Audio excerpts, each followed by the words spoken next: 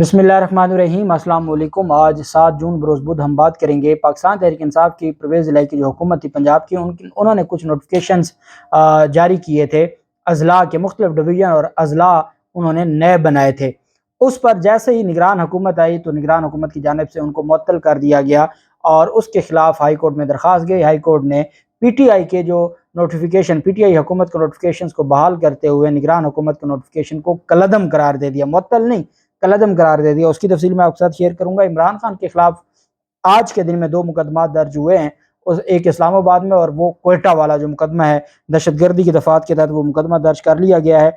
उस पर Balochistan high court bar association की सदर की जानिब से मुजम्मती जो बयान सामने आया है हुकूमत के खिलाफ कि वो किस तरीके से इल्ज़ाम लगा सकती है, उसके ऊपर भी हम बात करेंगे।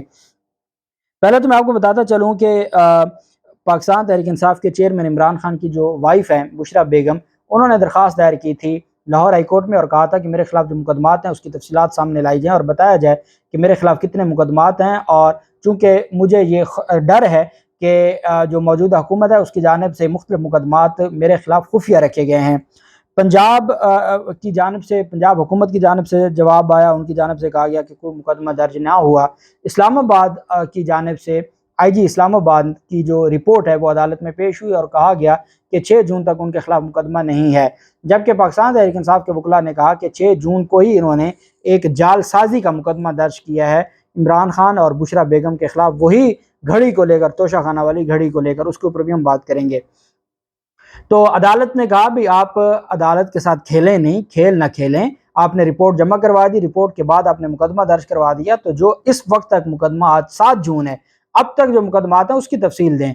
तो अदालत ने उनको हुक्म दिया कि IG इस्लामाबाद के दस्तखतों से रिपोर्ट जमा करवाई जाए और अदालत की जानिब से कहा गया कि 13 जून तक बुशरा बेगम को किसी भी मुकदमे में गिरफ्तार ना किया जाए और साथ हुक्म जारी किया गया कि IG इस्लामाबाद के दस्तखतों से रिपोर्ट जमा करवाई जाए कि अगर कल कला कोई मुकदमा निकल आता है, कोई खुफिया मुकदमा होता है, तो अदालत ने कहा कि हम कम अज़ कम IG को पूछने वाले होंगे कि आपके दस्तखतों से रिपोर्ट जमा हुई, तो उस रिपोर्ट के होते हुए कैसे हो सकता है कि उनको गिरफ्तार किया गया या उनके खिलाफ कोई केस निकल आया। बहरहाल 13 जून तक उनको किसी भी मुकदमे में बुशरा बेगम को गिरफ्तारी से रोक दिया गया है अदालत की जानिब से। जबकि दूसरी जानिब पाकिस्तान तहरीक इंसाफ के चेयरमैन इमरान खान पहुंचे थे तोशा खाना फ्रॉड केस में। अब ये तोशा खाना फ्रॉड केस पहले है क्या वो मैं आपको बता देता हूँ।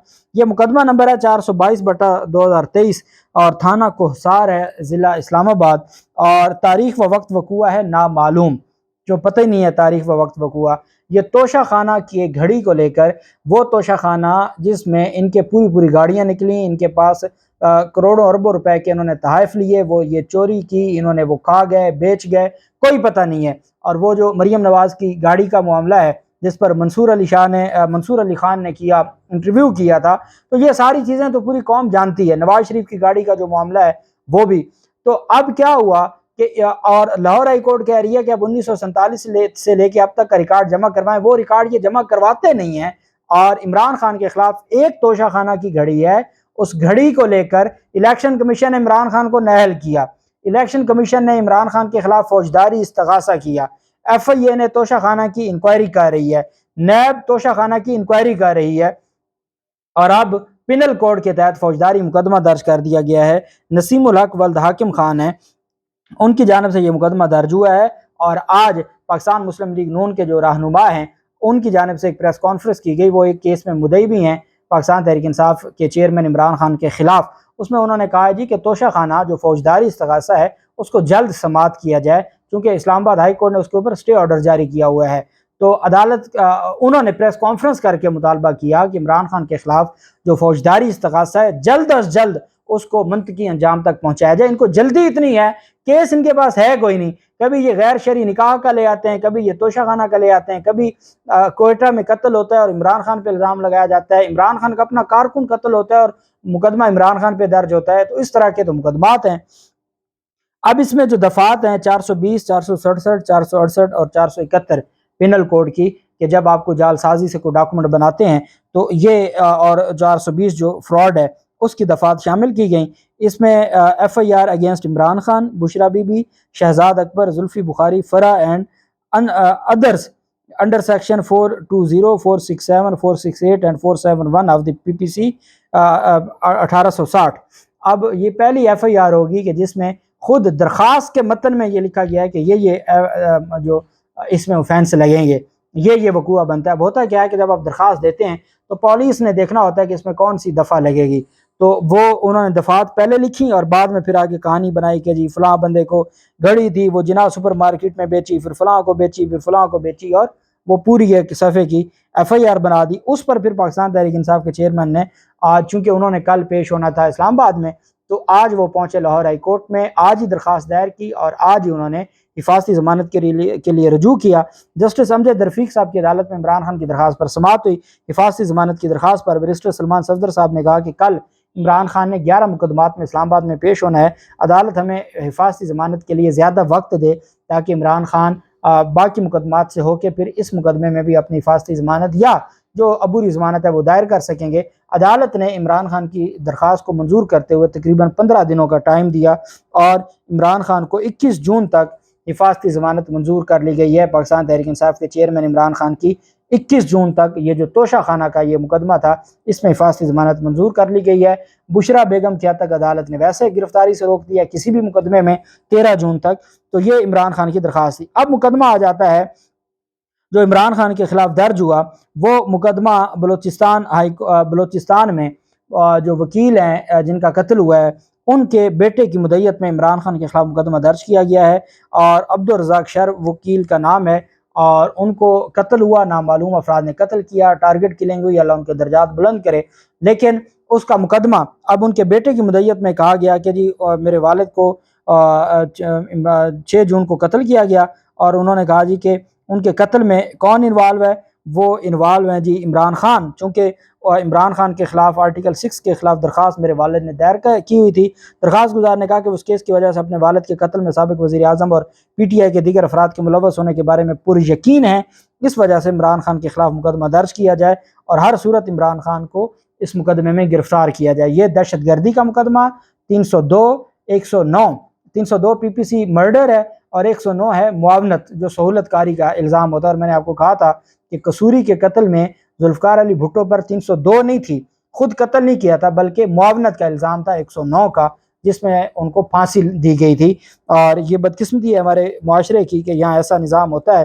خیر، بلوچستان ہائی کورٹ بار کے صدر کی جانب سے عابد کاکڑ نے کہا کہ یہ جو الزام لگایا جا رہا ہے، چونکہ اس وقت تک جب ان کا بیان آیا عابد کاکڑ صاحب کا، اس وقت تک ایف آئی آر درج نہیں ہوئی تھی، لیکن حکومتی پریس کانفرنس ہو چکی تھی۔ اب وقوع ہے اور یہ معاملہ ہے صوبائی حکومت کا، اور اب وقوع ہوتا ہے اور وقوع کے چند گھنٹوں کے بعد وفاقی حکومت کے جو معاون خصوصی ہیں وہ پریس کانفرنس کر کے عمران خان کو پہلے ہی نامزد کر دیتے ہیں۔ ایف آئی آر 24 گھنٹوں کے بعد ہوتی ہے۔ تو بلوچستان ہائی کورٹ بار ایسوسی ایشن کے صدر عابد کاکڑ نے کہا کہ ہم اس وقت تک خاموش نہیں بیٹھیں گے جب تک وکیل کے قاتل گرفتار نہیں ہوتے۔ ساتھ انہوں نے کہا کہ بلوچستان ہائی کورٹ بار ایسوسی ایشن پی ٹی آئی کے سربراہ کے خلاف حکومتی الزامات کی مذمت کرتی ہے۔ ایک ذمہ دار سرکاری عہدیدار نے وکلا تنظیموں اور مقتول کے اہل خانہ کو اعتماد میں لیے بغیر ایک سیاسی جماعت کے رہنما کو قتل کا ذمہ دار ٹھہرایا۔ یہ الزامات سیاسی فائدے کے لیے لگائے گئے ہیں۔ بیان میں کہا کہ اس بات کو اجاگر کیا گیا کہ حکومت کے الزامات تفتیش کو متاثر کرنے کی کوشش ہیں، اور ہائی کورٹ بار ایسوسی ایشن نے مطالبہ کیا کہ اس طرح کے غیر محتاط بیانات جاری کرنے میں تحمل کا مظاہرہ کیا جائے، اور مطالبہ ہے کہ ایف آئی آر درج کی جائے، اور پھر F I R Imran Khan پر ہی درج ہو گئی۔ جو وہ کیس تھا آرٹیکل 6 کا جس میں اس وکیل صاحب کی جانب سے مقدمہ درج ہوا تھا، اور اصل میں کوئی اختلاف جو بھی آپ کا حق ہے آپ اختلاف کر سکتے ہیں، ان کو یہ لگتا تھا کہ عمران خان نے جو پنجاب اسمبلی کو تحلیل کروایا یا کے پی کے کو وہ درست فیصلہ نہیں، وہ غلط تھا اور آرٹیکل 6 کی خلاف ورزی ہے، آئین کو توڑا ہے۔ اس پر chief justice Balochistan high court نے نوٹس جاری کر دیا تھا۔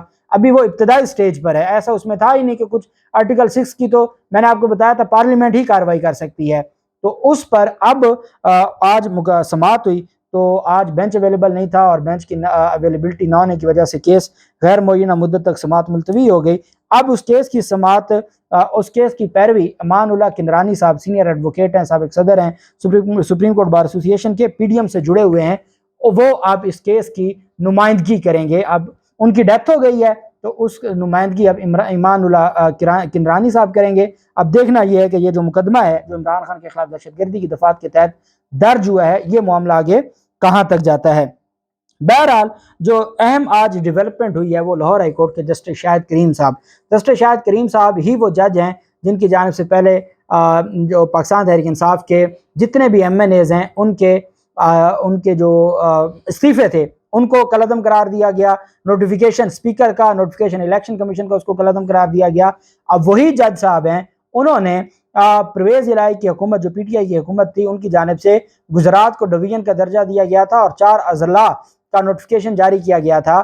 جیسے ہی نگران حکومت آئی، نگران حکومت کو یہ لگتا ہے کہ شاید بڑا فائدہ ہو جائے گا پی ٹی آئی کو اور ان کو ووٹ ملیں گے ان اضلاع سے، تو انہوں نے آتے ہی اس کو نوٹیفیکیشن کو معطل کر دیا۔ وہ حکومت جس کا کام سوائے انتخابات کروانے کے کچھ نہیں ہے، اس نے منتخب حکومت کے جاری نوٹیفیکیشن کو کیئر ٹیکر حکومت نے معطل کر دیا۔ اس پر ایک درخواست دائر کی گئی، اخلاق چٹھا وغیرہ کی یہ درخواست تھی، اخلاق حیدر چٹھا وغیرہ کی درخواست تھی۔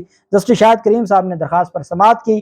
پاکستان تحریک انصاف کے وکلاء کی جانب سے کہا گیا کہ یہ جو اضلاع کا نوٹیفیکیشن تھا یا ڈویژن کا نوٹیفیکیشن تھا، محسن نقوی اور ان کی نگران حکومت نے کس کیپیسٹی میں اس کو معطل کیا ہے؟ ان کے پاس تو کوئی اختیار ہی نہیں ہے، ان کے پاس یہ کیسے کوئی مجاز اتھارٹی ہیں کہ منتخب حکومت کے نوٹیفیکیشن کو یہ معطل کر دیں؟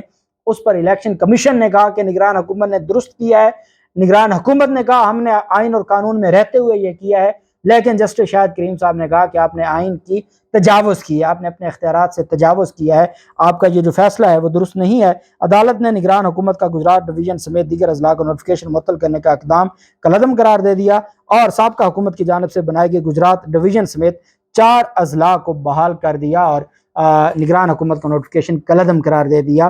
اللہ پاک پاکستان کا حامی و ناصر ہو۔ بہت شکریہ۔ اللہ حافظ۔ پاکستان زندہ باد۔